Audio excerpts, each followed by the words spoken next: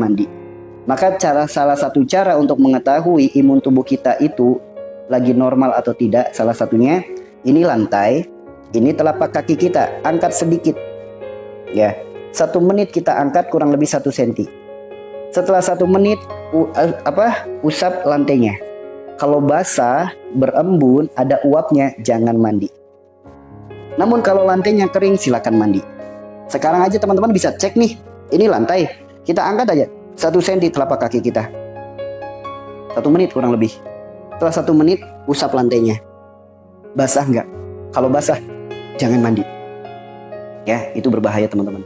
Ya, ternyata alam tubuh kita lebih canggih dari alat medis yang dibikin manusia. Kita bisa mengetahui imun tubuh kita sedang normal atau tidak hanya dengan apa? Nyentuh lantai. Ya, diangkat dari lantai kurang lebih 1 cm, kurang lebih 1 menit waktunya.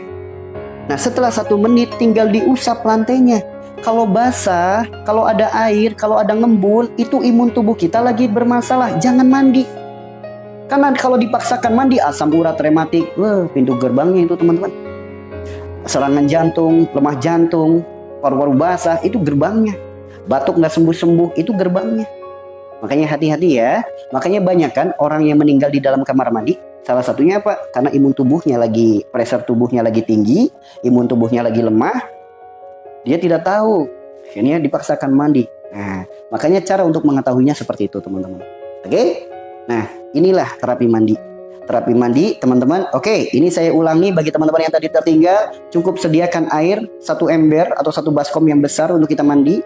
Kemudian tambahkan sedikit garam. Silakan beli sendiri garam kiloan yang kerosok atau kasar atau garam Himalaya. Cukup 3 sendok atau 1 sendok aja juga cukup. Diaduknya harus ke kiri. Tadi udah dijelaskan kenapa harus diaduk ke kiri. Putaran hakikat, putaran akhirat, putaran alam semesta. Kemudian airnya didoakan. Setelah didoakan, doanya apa? 3 surat kul huwallah, kul falak, kunas, baca al-fatihah, baca ayat kursi. Setelah didoakan, campurkan di bak mandi, diaduk lagi pelan, guyur kaki kanan, guyur kaki kiri, guyur badan kanan, guyur badan kiri, guyur kepala, lalu usap semuanya. Setelah diusap, jangan kaget kalau tiba-tiba badan dingin, itu tanda air liur setan keluar dari dalam tubuh kita. Setelah diusap, jangan kaget kalau badan hangat. Kalau badan hangat itu tanda sifat-sifat buruk yang berdampak penyakit keluar. Ya, keluar penyakitnya. Itu ya teman-teman ya. Ya. Lawan arah jarum jam. Lawan arah jarum jam. Putaran ke kiri itu berlawanan arah jarum jam. Itu putaran ke kiri. Kemudian setelah diusap semuanya, tadi udah dijelaskan kenapa harus diusap. Karena ini terapinya itu mengusapnya. Mengusapnya itu adalah terapi. Telapak tangan kita karunia luar biasa, tadi udah dijelaskan.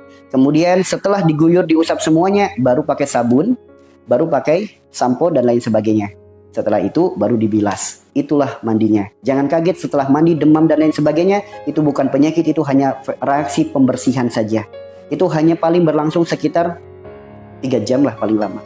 Setelah itu badan langsung segar, enteng, semangat dan luar biasa. Bahkan sehat yang sangat luar biasa. Kalau nggak percaya praktekin. Ya, itu seperti itu. Nah, hindari juga mandinya pakai air hangat.